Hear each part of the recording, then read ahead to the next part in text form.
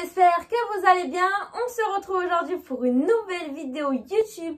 Et aujourd'hui, dans cette vidéo, on va parler premièrement de l'alphabet et deuxièmement des nombres. Alors, pourquoi je vous fais une vidéo sur l'alphabet? Vous allez me dire, oui, mais c'est bon, on connaît déjà tous l'alphabet, mais non. Mais non, ce n'est pas vrai. Il y en a encore beaucoup d'entre vous qui pensent vraiment connaître l'alphabet en anglais, mais quand je vous entends prononcer les mots, eh bien, vous ne les prononcez mal. Et pourquoi vous les prononcez mal? Eh bien, tout simplement parce que vous ne connaissez pas l'alphabet en anglais et du coup, la prononciation des lettres. Et la prononciation des lettres est vraiment très importante. C'est ce qui va vous permettre de bien prononcer les mots. D'accord? Donc, c'est pour ça que j'ai décidé aujourd'hui de vous faire une vidéo sur la bonne prononciation des lettres de l'alphabet. Et également, je vais rajouter dans cette petite vidéo les nombres parce que les nombres, c'est la même chose. J'entends beaucoup de confusion entre certains nombres. Donc, voilà, je vais bien vous expliquer du coup tous les nombres de 1 à 100 pour que voilà, maintenant, ce soit plus simple pour vous et pour que vous puissiez enfin avancer et parler correctement anglais. Donc, si tu es partant pour cette vidéo, eh bien, ça commence tout de suite.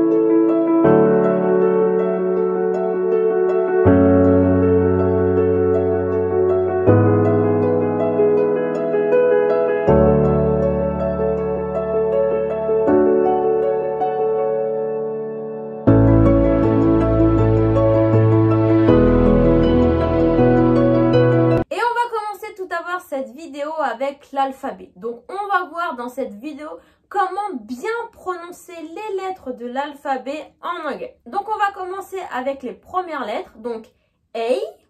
Donc là, retenez bien cette lettre, c'est bien A.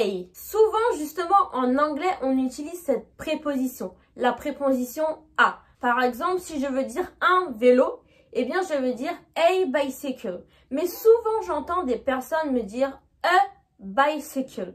Donc là, vous entendez bien quand je prononce la lettre A, je ne dis pas E, mais je dis A.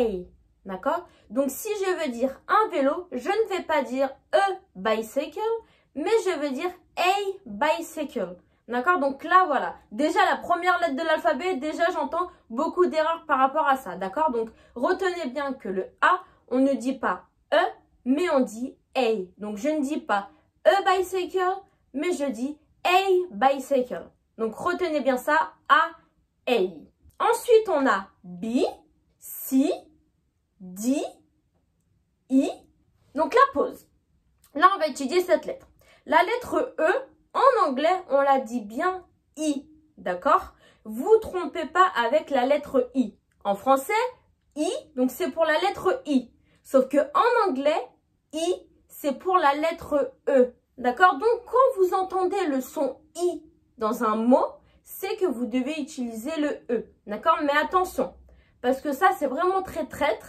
Mais souvent, en anglais, la lettre I, on va la prononcer soit I, soit I. Donc ça, c'est souvent traître, parce que le son I, il peut autant être valable pour le E ou pour le I. Mais généralement, c'est plus pour le E qu'on va dire I. D'accord? Pour le I, on va plutôt dire I. D'accord? Donc quand vous dites la lettre I, faut dire I, mais souvent dans quelques mots, vous allez retrouver la lettre I avec le son I. Mais c'est vraiment très rare. Donc souvent, ces mots-là, il faudra les connaître et les apprendre. D'accord? Mais retenez bien que la lettre E en anglais se prononce I.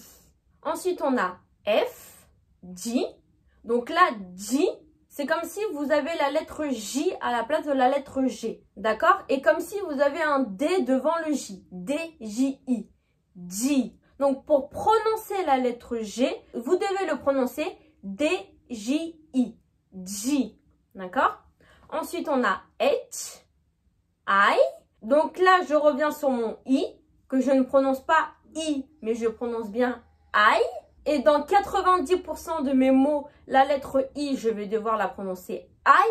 Mais il y aura seulement 10% des mots où je vais prononcer le I en I. Et du coup, ces mots-là, il faudra les apprendre. Donc, I, c'est I. Ensuite, on a J. Donc là, la différence entre le G et le J. En anglais, le G, c'est G. Et le J, c'est J. D'accord? Donc, pensez que la prononciation du G, c'est D-J-I. J. Et la prononciation de la lettre J, c'est D-J-A-I. J. D'accord? Donc d'un côté J, de l'autre côté J. Ensuite, on a K, L, M, N, O. Donc là, pour toutes ces lettres, c'est simple, c'est comme en français, d'accord? Donc, il n'y a rien de bien compliqué. Ensuite, on a P, avec le son I, Q, avec le son OU, Q, R. Donc, la pause. Pour bien prononcer la lettre R, vous allez prononcer R. Donc, A-R-E, comme le verbe be. You are. Donc là, la lettre R, c'est R, d'accord? Ensuite, on a S, T, U. Prononcez bien you, comme Y-O-U, U, V, double U, X. Donc là, j'entends souvent des personnes me dire X, mais non, ce n'est pas X. En anglais, c'est bien X, Y. Et pour la dernière lettre, donc pour le Z, on a deux prononciations. On peut soit le prononcer Z ou alors Z. D'accord? Les deux prononciations sont correctes. Et voilà comment on prononce l'alphabet en anglais. Donc voilà, l'alphabet en anglais est très important parce que s'il y a quelques mots que vous ne connaissez pas ou alors vous avez des doutes sur la prononciation, et ben le fait de bien connaître l'alphabet en anglais va vous permettre de les prononcer correctement.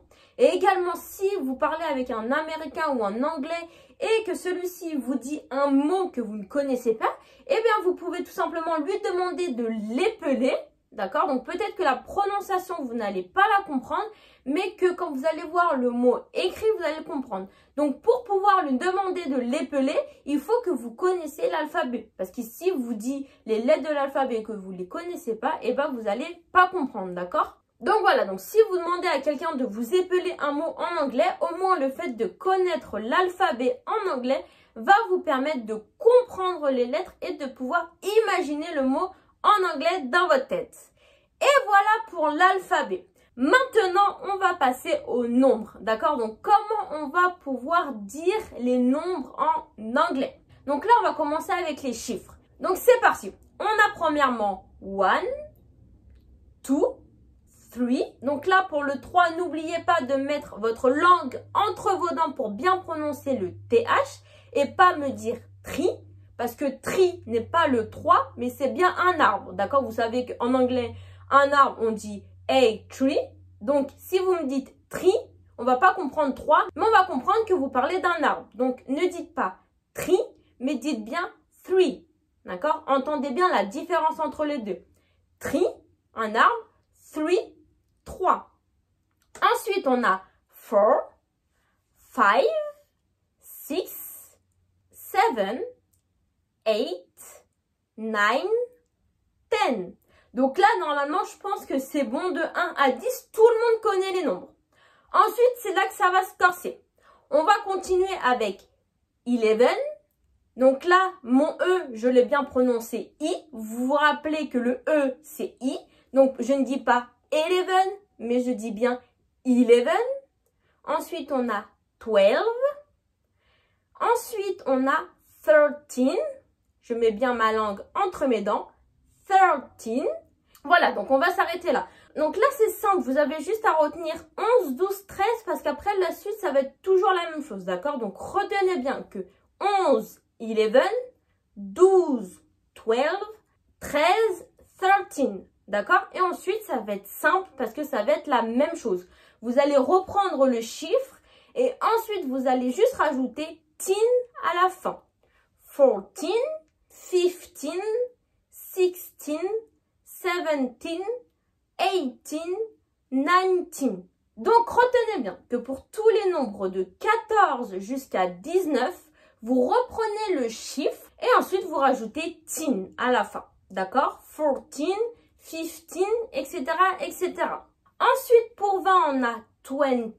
Et ensuite, on va tout simplement reprendre 20 et on va rajouter les chiffres après. 21, 22,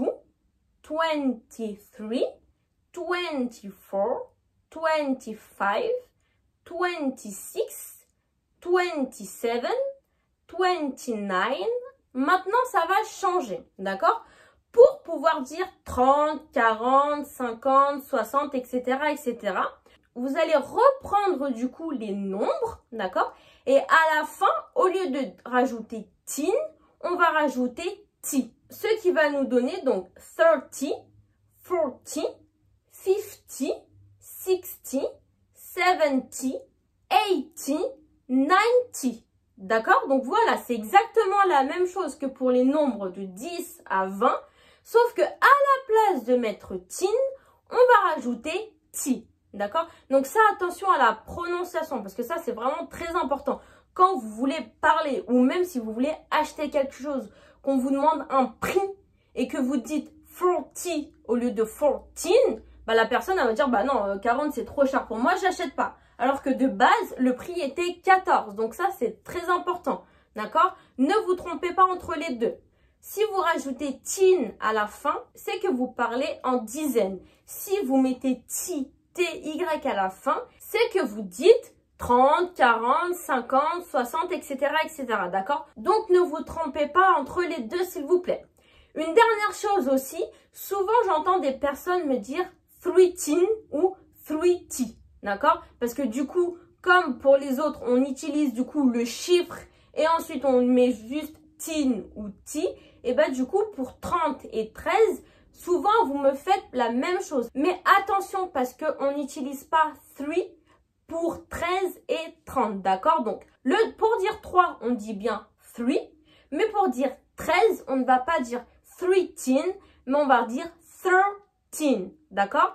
Pareil pour 30, je ne vais pas dire 3T, mais je vais dire 30. Donc ça, attention également, retenez bien que cette règle, elle marche que à partir du 4, d'accord? Pour le 1, le 2 et le 3, à chaque fois, ça va changer. Par exemple, pour le 1, donc c'est 1, ensuite 11, c'est 11, et 10, c'est 10. Donc vous voyez, ça n'a rien à voir les 3. Pareil pour le 2. 2, on le dit 2, 12 va être 12, et 20 va être 20. Donc là, c'est pareil, ça n'a rien à voir. Et pour finir, le 3, c'est exactement la même chose. 3 va se dire 3, 13 va se dire 13 et 30, 30. Donc là, c'est la même chose. Et après, par contre, à partir de 4, c'est toujours la même chose. 4, 14, 40. Après, ça va juste changer un petit peu pour le 5. Donc le 5, c'est 5. Mais pour dire 15, je ne vais pas dire 15, mais je vais mettre un F à la place du V et du E. Et je vais dire 15 et 50. Et ensuite, pareil, 6, 16, 60, 7, 17, 70, 8, 18, 80, 9, 19, 90. Donc, juste retenez bien que pour les nombres 1, 2, 3, 11, 12, 13 et 10, 20, 30, il faut les apprendre par cœur. D'accord? Et ensuite, c'est toujours la même chose. Pour les dizaines, on reprend les chiffres et on rajoute teen à la fin. Et pour dire 40, 50, 60, on va reprendre le chiffre et on va rajouter t à la fin.